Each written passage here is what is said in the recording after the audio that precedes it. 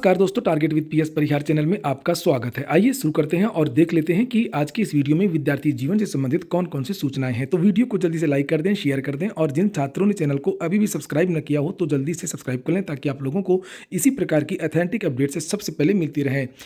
आगे बढ़ने से पहले एक सूचना उन विद्यार्थियों के लिए जो विद्यार्थी यूपीएससी की तैयारी कर रहे हैं अथवा यूपीपीएससी की तैयारी कर रहे हैं।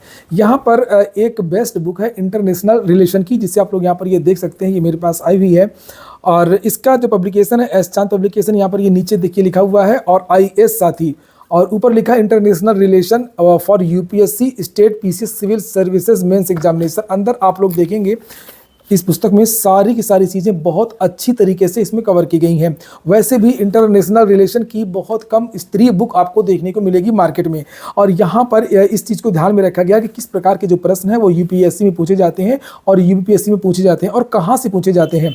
यहाँ पर देखिए हर टॉपिक को कवर किया गया। जैसे यहाँ पर लिखा है international relation, nature and related concept, nation and state, internationalism क्या है, फॉरेन पॉलिसी क्या होती है, डिप्लोमेसी क्या होती है। नीचे और भी बहुत सारी चीज़ें, जैसे यहाँ पर देखेंगे आप India China relation, India Pakistan relation, नीचे Gujarat doctrine, look east act east, look west policy, neighbourhood first policy, सारी चीज़ें कवर की गई हैं। और बाद में यहाँ पर अलग अलग कंट्री के बारे में विस्तार से यहाँ पर नीचे में पेज दिया हुआ, किस पेज में आपको क्या मिल जाएगा। जैसे पाकिस्तान के बारे में जैसे पूरी जानकारी दी गई, एक एक कंट्री के बारे में, पाकिस्तान के बारे में, about the country, polity and administration, economy and trade, diplomacy and foreign affairs, society and culture, बहुत सारी चीज़ें। इसी तरीके से म्यांमार के बारे में नीचे यहाँ पर देखिए अबाउट द कंट्री पॉलिटिक्स। आगे देखेंगे तो इस पुस्तक में बिंदुवार बहुत अच्छी तरीके से ग्राफ के माध्यम से, ये देखिए पूरा ग्राफ के माध्यम से, फोटो के माध्यम से सारी चीज़ें पूरी तरीके से क्लियर कर दी गई हैं। जैसे पाकिस्तान के बारे में भी हम लोग देख रहे थे, पाकिस्तान के बारे में यहाँ पर सारी चीज़ें हमारे कौन कौन से समझौते हुए हैं, क्या क्या चीज़ें हुई हैं, सारी चीज़ें इसमें दी गई हैं।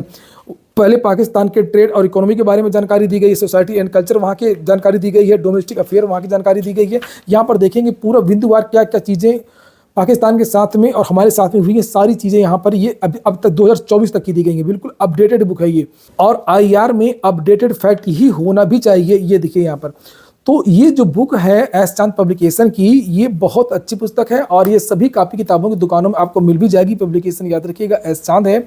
और अगर आप लोग ऑनलाइन मंगवाना चाहती हैं तो इसकी जो लिंक है वो मैंने डिस्क्रिप्शन बॉक्स और कमेंट बॉक्स दोनों जगह उपलब्ध करा दी है। आप लोग चाहें तो इसको ऑनलाइन भी मंगवा सकते हैं। तो बात करते हैं यूपीपीएससी एग्जाम कैलेंडर की। बहुत सारे विद्यार्थी पूछ रहे थे कि सर एग्जाम कैलेंडर कब तक जारी होगा। हालांकि समाचार पत्रों के माध्यम से तो कोई जानकारी इसके बारे में नहीं दी गई है, लेकिन जानकारी मिल रही है कि यूपीपीएससी का जो एग्जाम कैलेंडर है आपको इसी सप्ताह देखने को मिल जाएगा। और अभी RO के बारे में बहुत ज़्यादा चीज़ें हैं वो क्लियर नहीं हो पाई हैं और इसी की वजह से एग्जाम कैलेंडर में देरी हो गई। वहीं पर बात करें कि पीसीएस का जो रिजल्ट है वो कब तक आएगा, तो फरवरी में आपका जो रिजल्ट है पीसीएस का वो आ जाएगा। इसके बाद में आपकी जो परीक्षा है वो लास्ट अप्रैल में हो सकती है पीसीएस की, और उसके बाद में ही RO का जो एग्ज़ाम है वो हो सकता है। चलिए कैलेंडर तो जारी होने ही वाला है, उसी में देखेंगे कि कौन कौन सी नई भर्तियां हैं और जो परीक्षाएं हैं वो कब तक होंगी। और इसके बाद में जो अगली जो सूचना है वो शिक्षक भर्तियों की है। बिहार से एक बड़ी सूचना है, बाद में करेंगे उत्तर प्रदेश की। और यहाँ से भर्तियां निकल भी रही हैं और बहुत सारे जो छात्र हैं वो चयनित भी हो रहे हैं, खासतौर से यूपी के भी। लिखा है कि TRE 1, 2, 3 में 2,81,000 पदों पर निकली थी वैकेंसी और इनमें 2,55,000 अभ्यर्थी सफल हुए थे। TRE 4 में 80,000 से अधिक पदों पर भर्ती होगी। आप लोगों ने वीडियो को लाइक न किया हो तो वीडियो को लाइक अवश्य कर दें।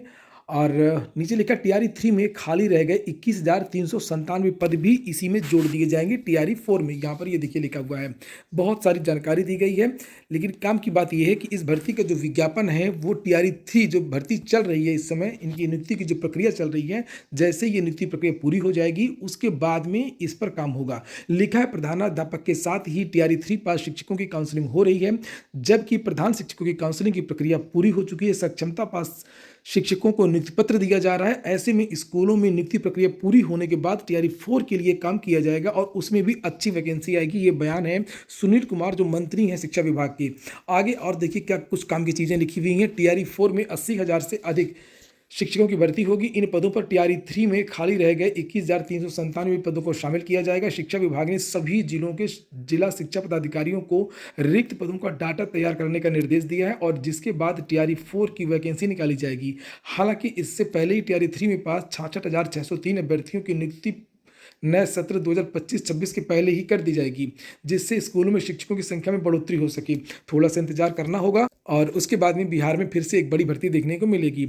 सर्वाधिक भर्ती गणित, विज्ञान और कंप्यूटर खेल में होगी। और ये लिखा है टीआरई 4 के तहत 11,000 से अधिक शिक्षकों की गणित, विज्ञान, संगीत और खेल शिक्षकों की नियुक्ति होगी और इस दौरान 1 से 5वीं, 6 से 8वीं और 9 से 12वीं शिक्षकों की अलग अलग नियुक्तियां होंगी।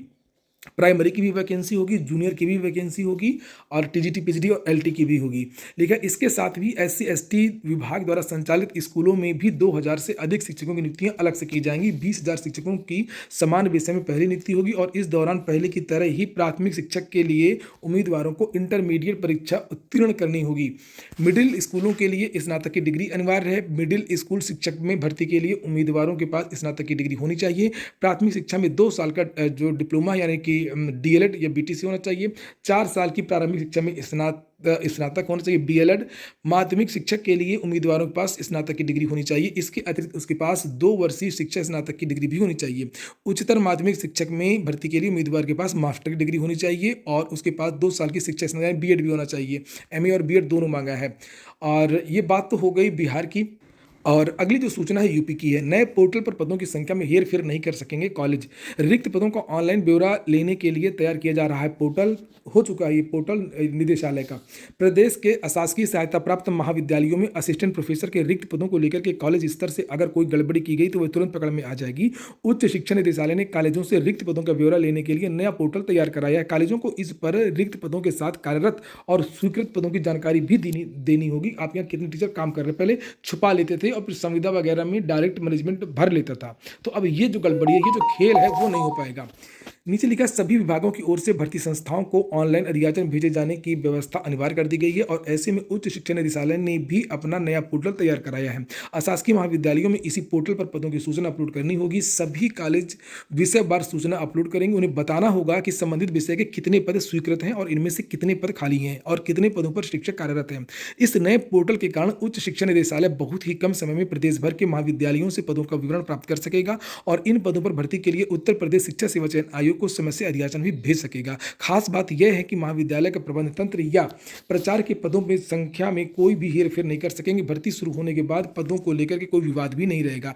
पहले कई स्तर पर सत्यापन कराना पड़ता था, लेकिन अब ये चीजें नहीं होंगी। एक झटका है उन विद्यार्थियों के लिए जो विद्यार्थी एक मुहिम चला रहे थे कि आईटीआई को ग्रुप डी में शामिल किया जाए। वहीं पर जो विद्यार्थी आईटीआई पास नहीं थे उनके लिए खुशखबरी है। तो ये मिनिस्ट्री ऑफ रेलवे की तरफ से कल ऑफिशियल ट्विटर हैंडल से एक ट्वीट किया गया है, जिसमें स्पष्ट कर दिया गया है कि रेलवे ग्रुप डी की भर्ती का जो विज्ञापन 23 जनवरी को जारी होने वाला है, उसमें की जो मिनिमम योग्यता है वो केवल और केवल हाई स्कूल है। लिखा है रेलवे भर्ती बोर्ड ने लेवल 1 यानी ग्रुप डी के पदों के लिए शैक्षिक योग्यता में बदलाव कर दिया है। रोजगार के अवसरों के साथ अभ्यर्थियों के सपनों को रफ्तार दे रही है भारतीय रेल। लिखा है रेलवे लेवल 1 के उम्मीदवारों के लिए खुशखबरी है, अब 10वीं पास भी कर सकेंगे आवेदन। पहले ये चर्चाएं थी कि ज्यादातर जो पद है वो आईटीआई जो धारक है उनको दे दिए जाएंगे। और नीचे यहाँ पर ये देखिए साफ साफ लिखा है रेलवे भर्ती बोर्ड ने लेवल 1 उम्मीदवारों के लिए क्वालिफिकेशन क्राइटेरिया में बदलाव किया है। अब 10वीं पास या आईटीआई डिप्लोमा या नेशनल अप्रेंटिसशिप सर्टिफिकेट एनएसी धारक भी इन पदों के लिए आवेदन कर सकेंगे। तो सारी चीज़ें भी स्पष्ट हो गई हैं। कुछ नई भर्तियों के बारे में भी समाचार पत्रों के माध्यम से जानकारी दी गई है जो देखना चाहिए एक बार। स्टेट बैंक ऑफ इंडिया में वैकेंसी आई है बैंक पीओ की 600 पदों पर और इसकी जो लास्ट डेट है वो 16 जनवरी है। न्यूनतम आयु है 21 से 30 साल और जो विस्तृत जो जानकारी है विस्तृत नोटिफिकेशन मिलेगी, आप लोग जाकर के देख सकते हैं। वहीं पर यूको बैंक में भी भर्ती आई है आईटी ऑफिसर, सिक्योरिटी ऑफिसर और अन्य पदों के लिए। इसकी लास्ट डेट है 20 जनवरी, जिसे आप लोग यहाँ पर ये देख सकते हैं। भारतीय विमान प्राधिकरण से भी 89 पदों पर भर्ती है जूनियर असिस्टेंट की। इसकी लास्ट डेट 28 जनवरी है। 18 से 30 के बीच के जो युवा वो आवेदन कर सकते हैं। यूपीएससी से भी जो जूनियर असिस्टेंट की भर्ती चल रही है उसके बारे में आज भी जानकारी दी गई है। लिखा 2702 कनिष्ठ सहायक भर्ती 22 जनवरी इसकी लास्ट डेट है। किसी भी मान्यता प्राप्त बोर्ड संस्थान से इंटरमीडिएट होना चाहिए और इसमें लिखा नहीं है पेट 2023 पास विद्यार्थी ही इसमें आवेदन कर सकेंगे। वेबसाइट है upssi.gov.in। Rajasthan public service commission से भी असिस्टेंट प्रोफेसर की भर्ती इस समय चल रही है। 10 फरवरी इसकी लास्ट डेट है। किसी मान्यता प्राप्त विश्वविद्यालय संस्थान से अधिसूचना में वर्णित वांछित एवं अन्य समकक्ष योग्यताएं। वेबसाइट है rpsc.rajasthan.gov.in। आउटसोर्स कर्मचारियों के लिए खुशखबरी है कि सरकार न्यूनतम वेतन जो है 20,000 करने वाली है। जल्द जारी होगी नियमावली। कल के समाचार पत्रों के माध्यम से भी इसके बारे में जानकारी दी गई थी। 5 लाख आउटसोर्स कर्मचारियों को शोषण से निजात मिलेगी। लिखा है न्यूनतम वेतन भी तय करने पर सहमति बन गई है। शासन से जल्द ही इस संबंध में विस्तृत नियमावली जारी कर दी जाएगी।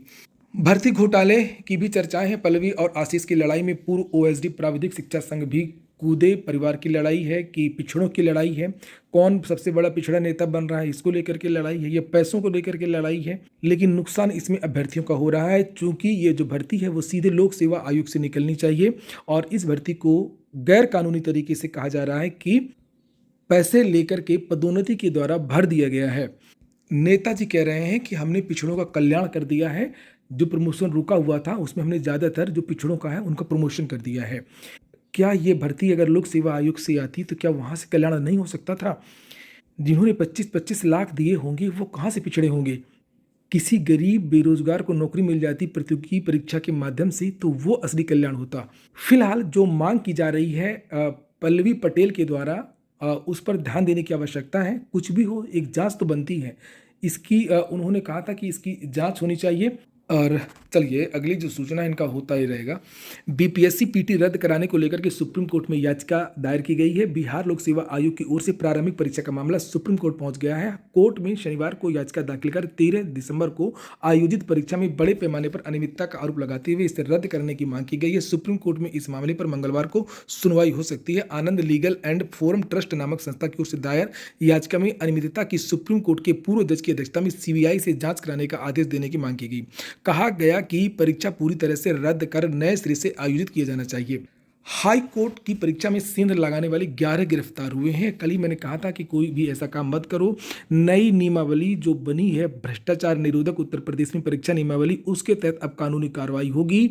आजीवन कारावास और सजा के कई जो पैमाने हैं वो बदल दिए गए। कठोर से कठोर सजा होगी। अब कोई भी विद्यार्थी ऐसा काम ना करे।